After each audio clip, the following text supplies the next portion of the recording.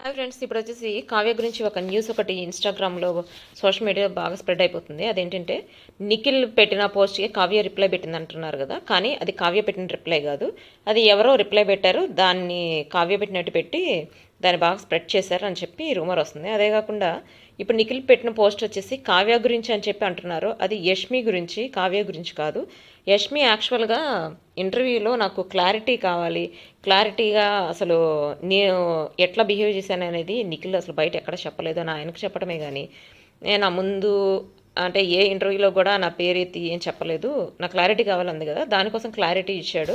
అంటే తన పేరుతో లింక్ చేసి మాట్లాడొద్దు, ట్యాగ్ చేయొద్దు అమ్మాయిని అని చెప్పి క్లారిటీ ఇచ్చాడని చెప్పి అంటున్నారు.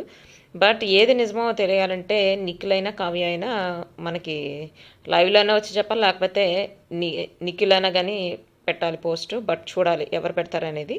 ఇంకొకటి వచ్చేసి కావ్య పోస్ట్ పెట్టకపోతే కావ్య పేరు మీద పెట్టిన వాళ్ళు అసలు ఇంత ఇదిగా స్ప్రెడ్ చేశారంటే వాళ్ళు అంటే కావ్యకి కొంచెం దగ్గరగా ఉన్న వాళ్ళైనా అని చెప్పి అంటున్నారు. యాక్చువల్గా వీళ్ళిద్దరి మధ్య నిజంగా వారు జరుగుతున్నట్టయితే ఇప్పుడు కావ్య ఫ్రెండ్స్ అయినా లేకపోతే నిఖిల్ ఫ్రెండ్స్ అయినా బయటికి ఎక్స్పోజ్ అవుతారు. అంటే ఎందుకు ఇట్లా జరుగుతుంది, ఏమైంది మీ ఇద్దరి మధ్య అని చెప్పి అంటారు. ఎవరు అనలేదంటే ఇది కావాలని రూమర్స్ క్రియేట్ చేస్తారు.